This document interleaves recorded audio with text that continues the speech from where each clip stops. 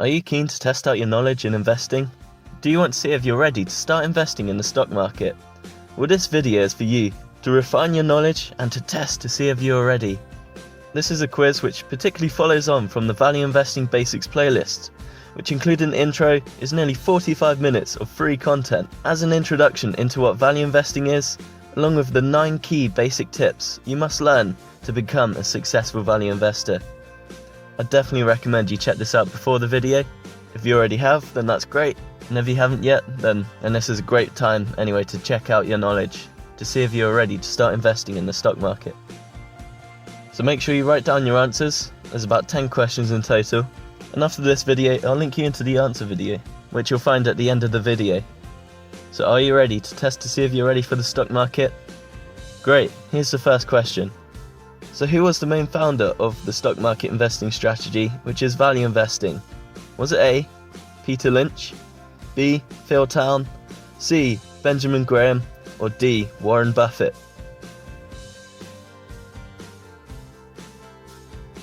And question 2.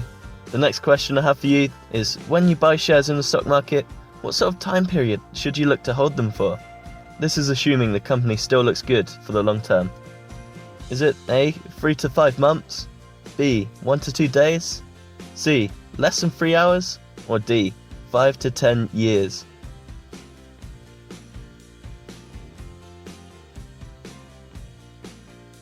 So is it better to invest long term or short term if you're looking for good sustained financial gains in the stock market? Question number 3 refers to tip number 1 of the Value Investing Basics playlist.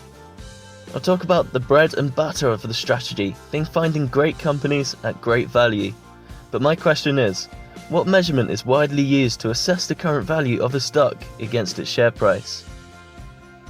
Is the answer A, a ruler, B, the price to earnings ratio, C, the New York Stock Exchange, or D, the price to safety ratio? Write it down and see what the answer is in the next video.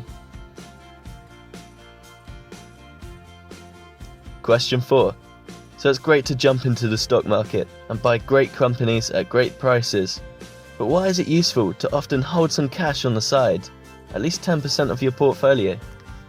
Is it A, to pay any fees that you might get charged by the investment company, B, for spending money in case you want to buy a beer, C, so you're able to pick up more great value stocks when the time comes, or D, in case you lose your job and need some money to live?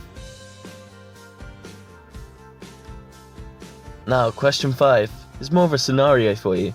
So imagine you finally jumped into the stock market.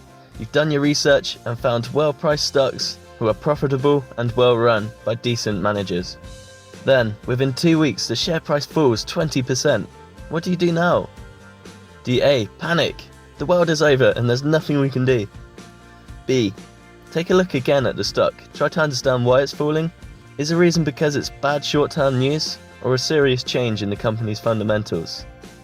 Do you C, just hold no matter what, we're investing for the long term here, and that's just what we should do? D, I don't know, I thought great companies will always go up in share price.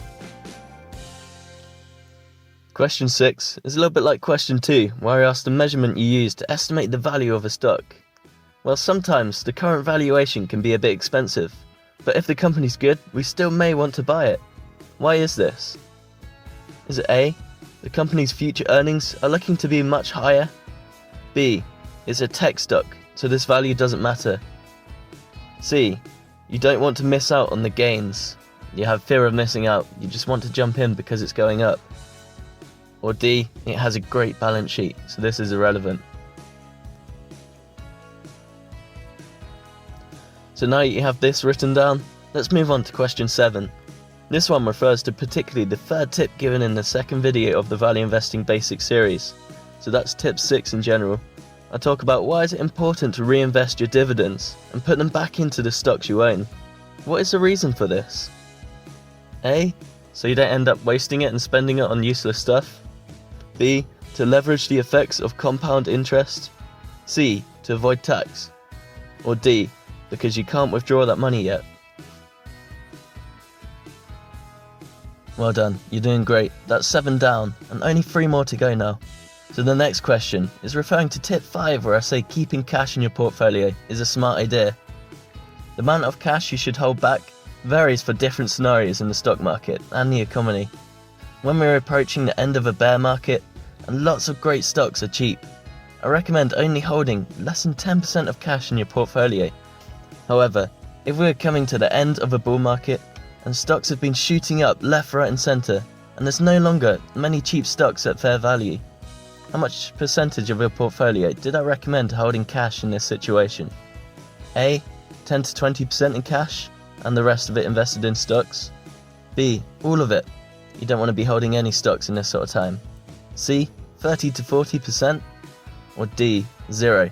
Stocks are shooting up, so why wouldn't you buy them all? Question 9. Diversifying your portfolio is key to managing your risk in the stock market. This is so, if one company or sector struggles, the other stocks in your portfolio can still go strong and mean that you won't lose all of your money at once. At any one time, how many stocks should you diversify with in the stock market? A. 2 to 3, B. 3 to 5, C. 7 to 10, or D. As much as possible. And the final question for you today to assess how your stock market strategy is. Number 10. Why is having bad control of your emotions bad for a stock market investor? Is it A. It will cause you to buy shares when they're shooting up and sell when they are dropping? B. Investing is just going to cause you way too much stress with all the volatility going on. C. Being emotionally attached to the companies may cause you to hold when you really should be selling if the company is actually struggling. Or D. All of the above. And that's all the 10 questions I have for you. I hope you enjoyed the quiz. Let me know in the comments if you found it easy or hard. Now's your chance to click on the video that will be appearing on your screen now to see the answers, along with explanations to teach you how I believe is a great way to successfully invest in the stock market with value investing. I hope you gain a lot of value from this. Good luck with the answers. See you on the next video.